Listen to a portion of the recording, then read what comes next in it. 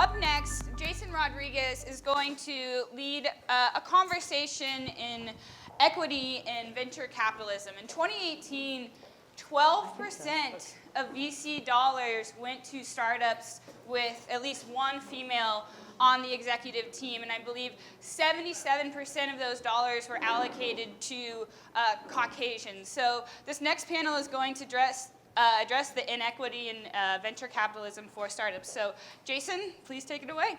All right. Welcome, everyone. Thank you for joining us, Julie, and welcome to Joyce as well. I think just hearing some of the conversations, just the previous panel, I think this is an important conversation that I wanted to have. So I'm wearing my personal, still figuring out how to call myself an entrepreneur hat, because I never thought of myself as that. And I still find it hard to think of myself as an entrepreneur, as a company that's trying to do a lot of innovative and creative things in the industry. I think that's a traditional kind of older legacy industry, but I've actually found it very gratifying. So I thought it was very important to have this conversation, is that when we started doing this startup competition, one of the hardest things to find are people of color and females that are submitting applications. But if you start looking and digging down to the data, as Aaron said, first, the hardest part is actually how do you get people of color that look like me and several of you out there to actually think that they can even start a startup.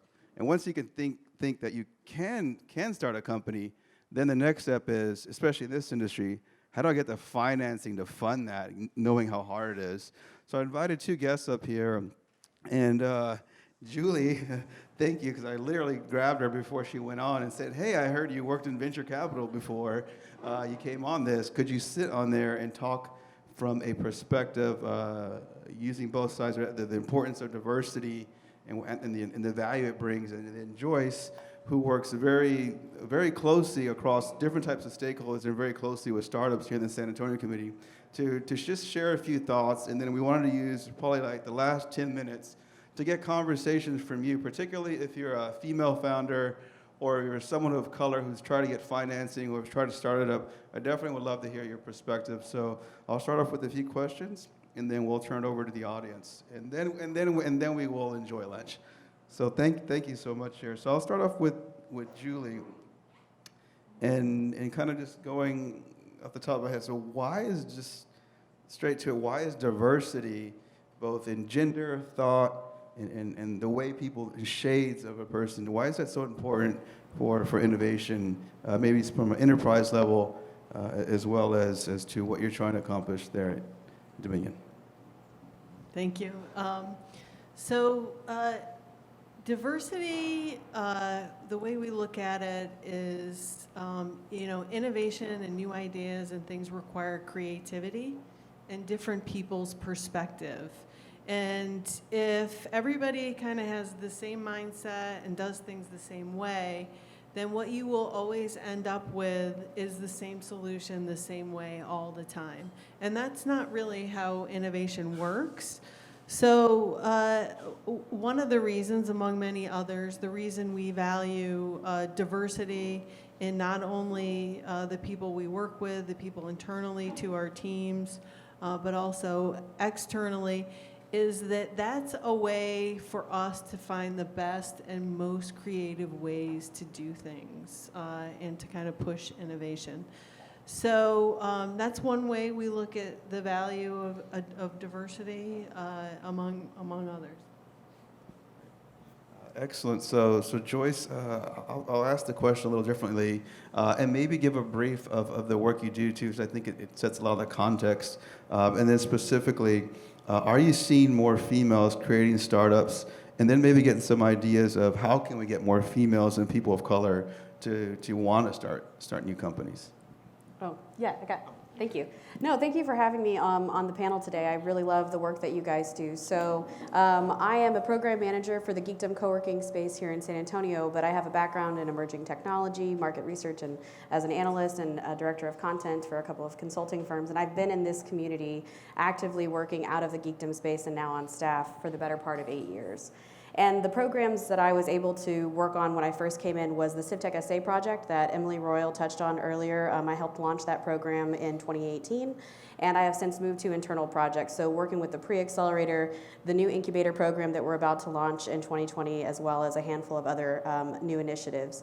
And one of the beautiful things about being in this space with these people and out of a co-working space like Geekdom that is so mission focused on helping to establish a community, a diverse community of entrepreneurs in a place like San Antonio, which is incredibly diverse already, is really magical. And I want to give a shout out right now to Anna Morton over there in the back. If you don't know that fabulous woman, you need to. She's fantastic. She's part of the incubator program that Jill Vassar and Andy Littlejohn and Kimberly Britton manage and run, that's just kicking butt and taking names. I have seen a huge uptick, to your point, about female startups. I don't think it's that they don't exist at all. I think that there are lots of wonderful people who are minorities and women who are creating businesses all the time. I think to your point about needing to create space for those different opinions and viewpoints and that proximity or that friction almost, that tension in order to be creative is opening up channels and more of the higher enterprise level as well in the VC markets. So it's very hopeful to see that kind of shift starting to take place with really amazing and kick-ass ideas. All right. And so for Julie, I'll ask, what are some of the programs out there that you have seen maybe in your local community or nationally that you can recognize that are really pushing or helping drive diversity? Maybe it's for getting more people of color or females in executive roles or just into the energy industry. Anything that comes to mind? So, this is the first time I've heard this question. So I would actually say, from a utility perspective, I think a lot of utilities are very active in the local chamber of commerces and things like that. And that's where I see a huge amount of women startups and women-owned businesses. I think where there's a gap is the mentoring that needs to exist to help, for example, women in diverse groups to understand that there is actually a way to grow your business beyond bootstrapping everything. And how do they build those types of relationships? How are they encouraged to develop relationships in the VC and incubator communities? And I think that's a great way to kind of elevate, people that are already there trying to grow their business to basically reach into and realize some of these opportunities.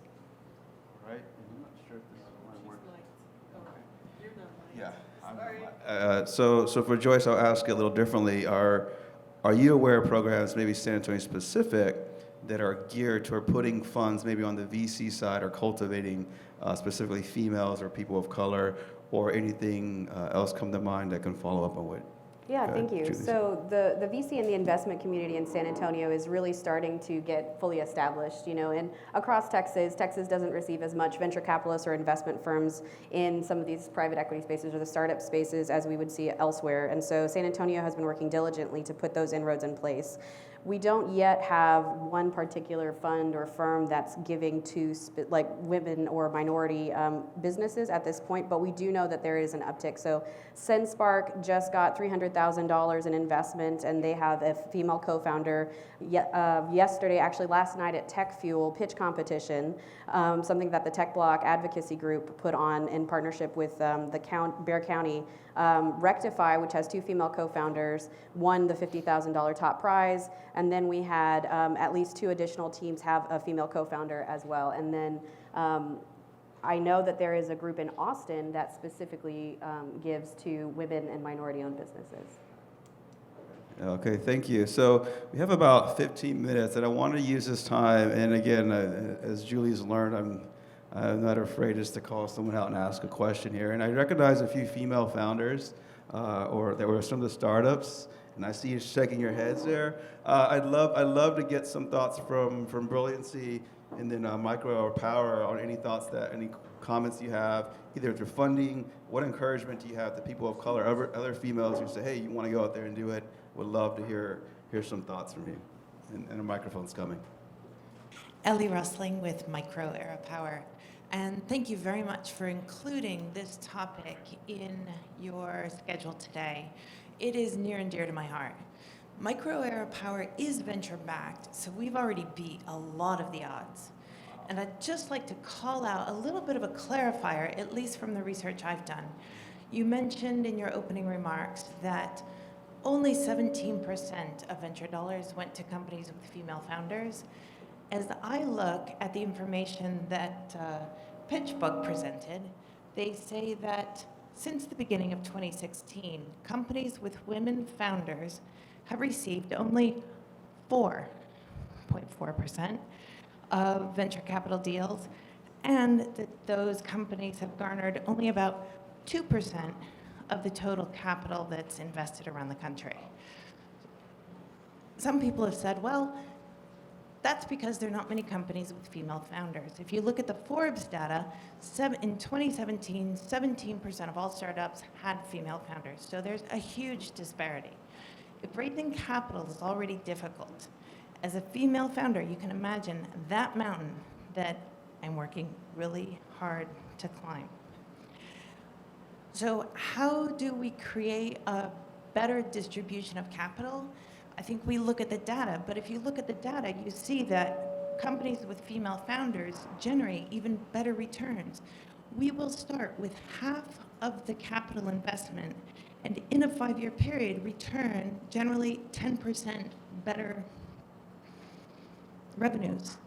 So to me, it's a real mystery what's going on here, other than some sort of institutionalized, I don't want to be rude. So I am all ears to the audience, to the people in this room. If people are looking for solutions, then let's dig deep. I am very open to conversations because I have a company that is working with an IP portfolio of technology that's coming out of a $100 million corporate program. We have a team, we have an incredible development facility, we have some traction with customers that are waiting for our product. But I need the capital to do that innovation, and we're at a standstill until we have that investment capital. So I appreciate the topic, really am looking for the answers, because we've got a great product and concept and opportunity. It's just the jet fuel we need to get on the road. So I'd like to touch on this maybe a little bit if you don't mind. Yeah, so I think that like many things with change, it starts with you, us, the people, the individuals, and how we think about our world and the kinds of people that we're offering up for opportunities. You know, making sure that when we think about the panel presentations that we put together, when you support somebody as a thought leader in this space or who's really working on some really amazing stuff, are you going out and are you talking to enough diverse people? And I don't necessarily mean ethnicity and I don't necessarily mean gender. I mean, are you looking at all of these things to create multifaceted, really well-developed solutions that can actually move dynamically throughout the space? And are you able to put yourself in a position where you are interacting with a lot of people with really great ideas? It's easy at Geekdom because we're such a community-oriented thing. We're talking to people in the hallway all the time. There's a lot of collision that's happening, and there's a lot of encouragement to support those people within our space. And since we're all starting from the bottom kind of together, it allows us to do that more easily. In terms of some of the other stuff, I'm sure that you have some more experience. I don't know all the statistics and facts, but I also have kind of a sense that the managing partners and investors in a lot of those VC firms also may not have a significant level of diversity. So maybe that's also a place to start and try and make some initiatives, because that's really in some ways who is the decision maker. But I would also add, kind of to jump on what you're also saying, is maybe more events and things that are targeted towards innovation and, you know, how to do your capital raises, you know, around some of these diverse groups to help them get that leg up, to get the visibility, to then be the VC-backed company, then be the IPO that makes a lot of money to invest back into the VC community to be part of the decision maker in that VC community. I will say that I did hear once, somewhere a couple years ago, about a lot of the kinds of companies that female founders create versus what other types of founders create. And that because they're mostly a services industry and it's really soft in comparison. Starting a business is hard. I almost don't care what you're doing. It's a really hard thing to accomplish, any way, shape, or form. And there's a lot of push too, especially if you have a social impact view that, oh, I have to create a nonprofit and I have to do these things. There's nothing wrong with having nonprofits. They're amazing. They do fabulous work and they're just as viable as other types of businesses. But if we're kind of creating this idea that you need to either go towards a softer service industry or a non-product industry or a non-tech industry or a nonprofit route, I think that kind of diminishes your ability to feel like you can walk into a venture capitalist firm or that you can approach investors and really own the space that you're in, whether you're a minority or a woman founder. All right, thank you, Joyce. Was there any other one else, either a startup or any other comments? I'd love to hear anyone chime in on this topic. And I guess in context, I'll also say I think the good news is if you look at college data, just broadly, I think females are attending college at much higher rates and starting to get into STEM and engineering and science. The numbers are still low relative to men in those industries, but they're succeeding much more than men from going to high school to college. And me, the father of two young girls, it's the sky's the limit for them, and I want that. But I think the data is in our favor that we won't have this conversation hopefully in 10 years. It'll be a different type of conversation about different challenges. But I think it's relevant as Z Prime. I think my staff will tell you, this company doesn't have an impact if we're not changing a conversation. If you're not hearing something here or in one of our reports that you can't hear somewhere else, then we're not doing our job. And that's part of us being deliberate and intentional, hopefully, in some of the panels and how we do panels and how we try to diversify. So Jill, love to, and anyone else. We still have about 8 minutes. Yeah. Thank you, Jason. I'm struck by a couple things. One is that it's going to take a lot longer than 10 years for women to get parity in this space. I'm sorry to say, but given where the stats show right now, it's going to take a long time. I don't believe there are many venture capitalists in this room. Okay, one, I'm not going to pick on you. So what I do think we have in this room is a conglomeration of a lot of utility leaders. And so maybe we could have a little bit of a conversation about what the people in this room can do to encourage the VCs that they work with or that they might encounter to be sure that they're looking at a diversity of startups in their leadership and their makeup. And maybe we could spend a little time having that conversation. What would that look like if it would look at all? Maybe everyone in this room says, no, I'm staying out of that. Then that's an important data point for us to have as well. Is there any utility want to chime in on that, or maybe something you've seen as a success, or even if there's a company you guys work with that you want to point out? So I can get us started. I do know at Dominion Energy, our supply chain group has a diversity program. So if you're working with if we're working with we're working with a startup company and it fits within that supply chain acquisition diversity, we can use that to our advantage. When we were talking earlier about customers, I think that's one thing utilities can do is we're always focused on, marginalized populations or diversity, those kinds of things. We can constantly bring that up in the conversations that we're working on and thinking about customers, vendors, relationships, partnerships, all those kinds of things. I can kind of touch on this a little bit. Raise your hand if any of you guys serve as mentors or advisors to people in your communities or startups and wherever it is that you're doing stuff.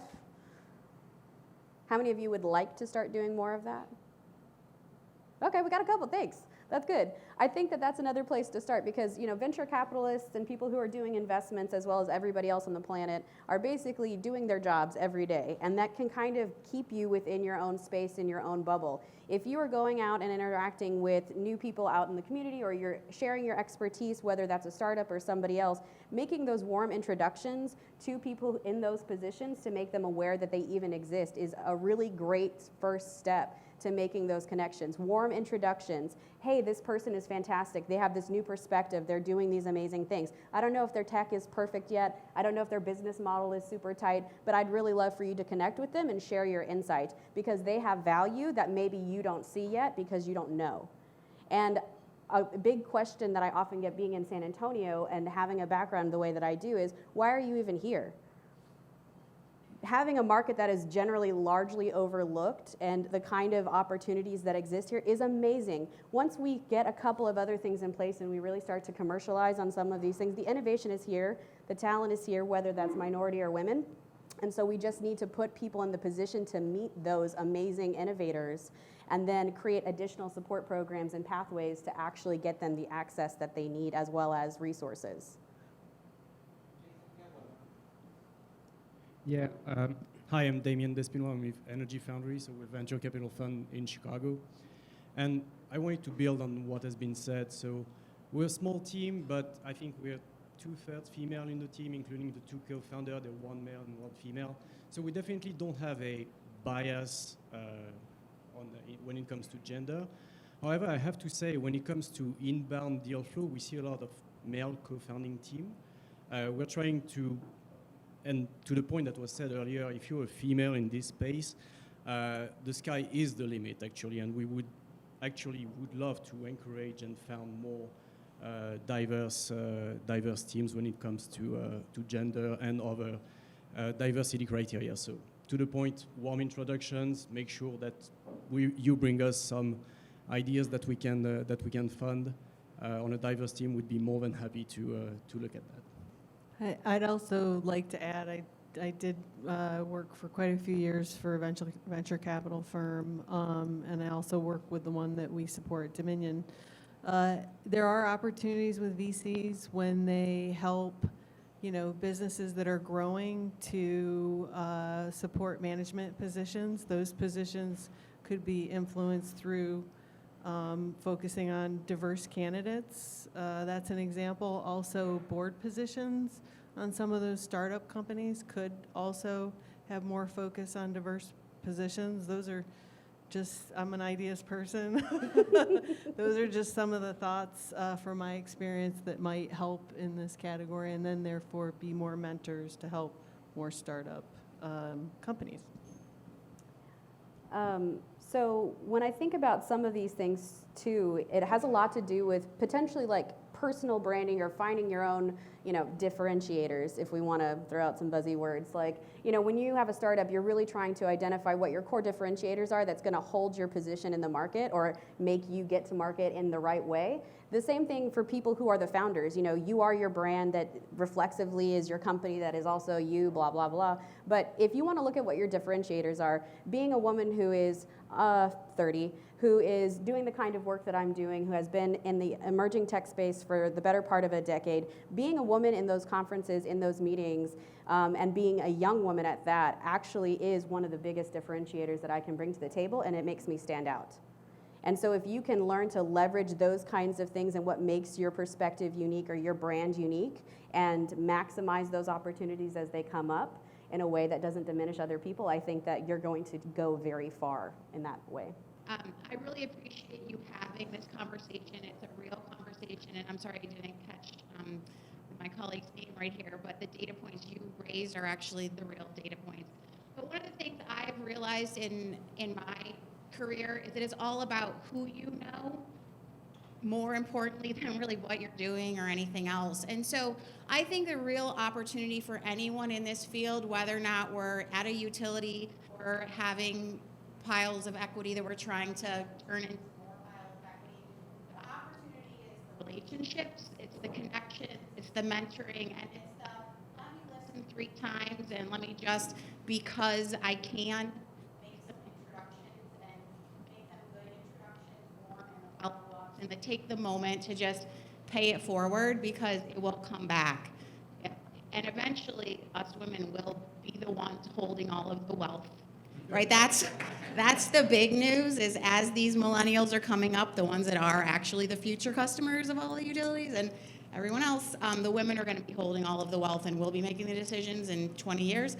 So the change is coming, and we have to stay connected through that change in order to support growth of everyone. So thank you. So let me offer a little bit of hope. So I work for Murata with Rob, and we talked to a lot of companies. I had to go back into my head and think about who was running these companies that we were talking with, and I didn't even think about if they were men or women. But what I realized is they either their ideas come from idealism or from experience. And when it comes from experience, due to the slow attrition in this industry, you don't have as many women leaders that were ready to leap off and start their own company. But from an idealistic standpoint, the relationships is definitely a problem in terms of getting some traction in that area.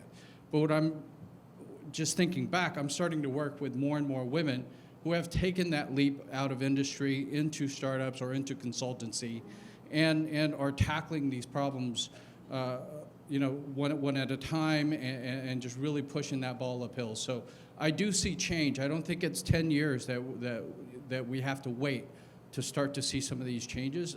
There is some momentum there.